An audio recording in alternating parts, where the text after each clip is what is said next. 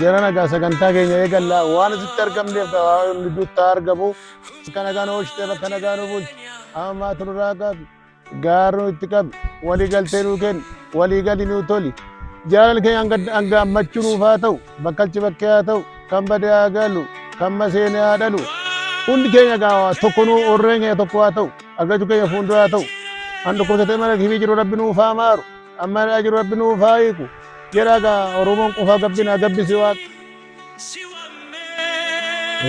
akkuma sagantaa keenya eebbanee galle ammas immoo dhimmoota waliin mari'annu waan baay'eetu jira.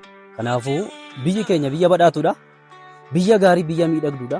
Biyya namatti toltu biyya magariisa gaafan jedhu biyya abbaan barbaade qotee irratti jiraatu duroomu biyya sooreyyiidha jechuu barbaade ta'u walumaa gala biyyi kamiyyuu biyya Oromoodhaan qixxaatu.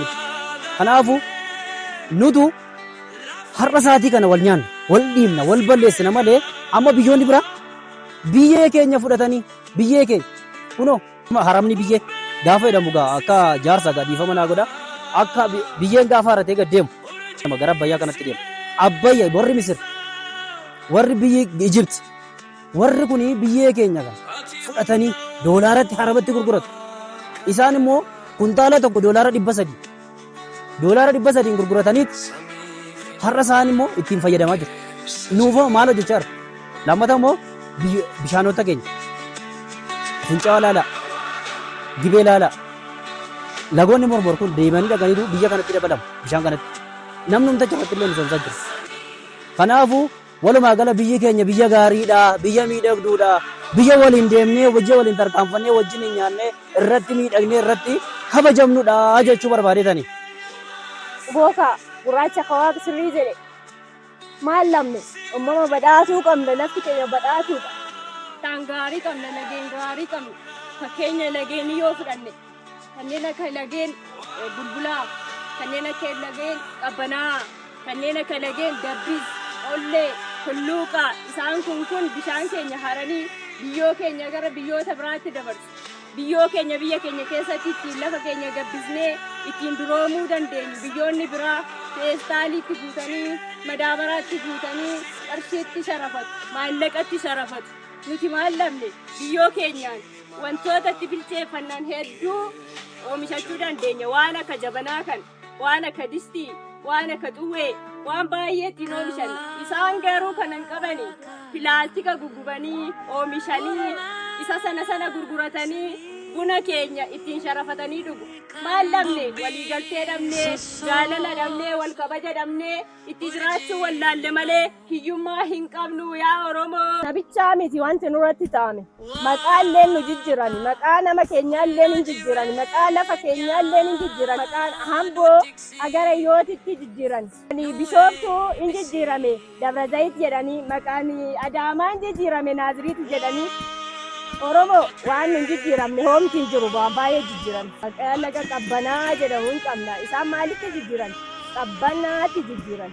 Kun maqaan jijjiiranii homaan dhabnee biyyeen keenya gabbataa biyyi keenya gabbataa qilleensi keenya qulqulluu qilleensa uumamaati. Waan hundumaan kan badhaadhe. Kanaafuu waan namni qabnu nuti dureeyyii akkuma gurraachi jedhee.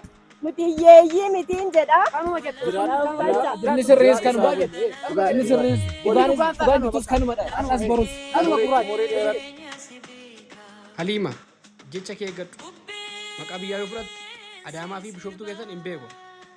Maqaa laga amma jettis yoo ta'e qabbannaadha malee qabbanaa miti.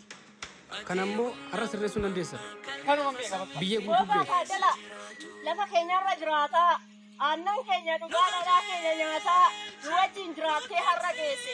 Lafti keenya lafa keeti ilmaan kee nu biratti guddifattee agarraa jiraatte akkamitti mormi maaliif mormi? Adaamaan maqaan ishiin ganamaatu Adaamaa maaliif sirna isa bittaa jara kanaatiin Naaziriiteetti jijjiiramuu qaba. Itti jiraatta maaliif mormi? Mootanyummaa sana sitteeti.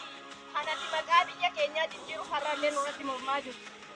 Amboon hamboo jedhee waama uummanni Oromoo ganama kan itti jiraatu kan itti bulu sirnuma sanatu jijjiiree bishooftuunis lafa bishaanii bishaanoftu waan taate bishooftuu jedhee waamata uummanni sirni sun maal godhe naaziriitti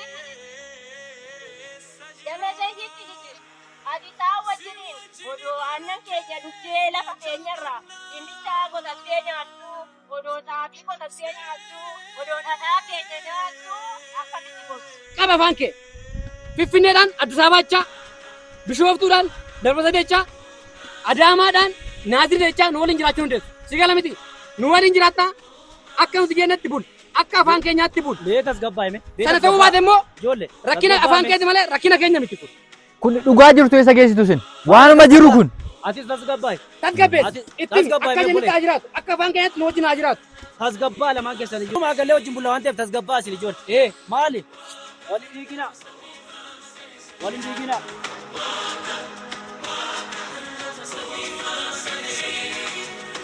Dhugaa dubbachuuf yeroo baay'ee osoo hin beekin dogoggora baay'ee hojjenna.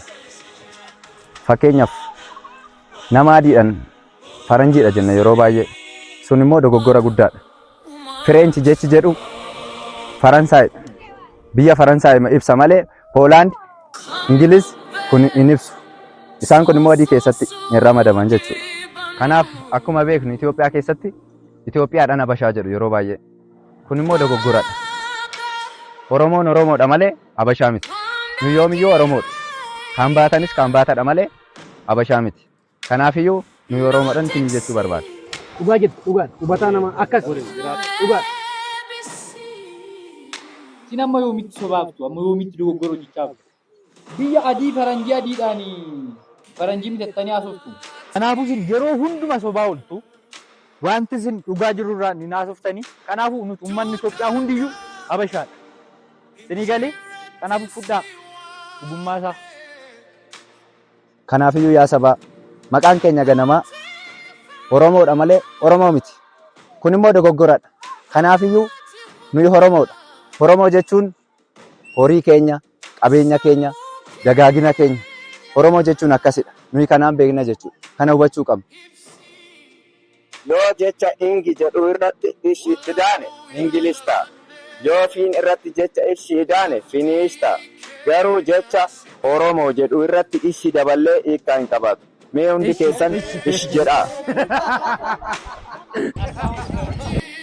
Egaa jiranaaf mariin keenya akka yaa galaanaatti mari'atanii sinnumu torbee dhuftu walitti dhiibina nama torbee muratiin waaqas. Yaa Oromoo biyya jajjabduu waa'ee Oromummaa fi waa'ee biyya keenyaatti waa baay'ee walitti dhufnee walirraa barannee kan dogoggorre hubannee waa baay'ee tokko walitti dhufne amma immoo gurraachi akka waa sagantaasaa akkuma kadhaatiin uumaa galateeffachuu jalqabe ammallee uumaa keenya galateeffannee nagahaan guyyaa biraa akka walitti deebinu kadhannaadhaan waaqa galateeffachuutiin akka nu goolamu. Ayyeegaa dhugaa jette Aliima waa baay'ee amma walgahii keenya kanarratti waa baay'ee badii bade waa baay'ee sirreessine waa baay'ee irraa baranne jallataa keenya sirreeffanne kanaaf egaa Oromoon akkuma yeroo jalqabaa sagantaasaa eebbaan seenu dhuma sagantaasaa immoo goolaba sagantaasaa immoo galateeffannaa waaqaatiin xummuree deema. Kanaaf gurraachati sagantaa keenya kana eebbaan nu goolabdaa siin jenna.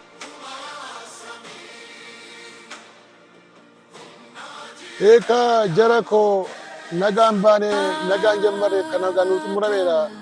Mana nagaatti gala jabbii biraatti gala amaan sinin argin gufuu sinin argin akkatti walii galtee sinin haa kennu walii galee sinin haa tolu.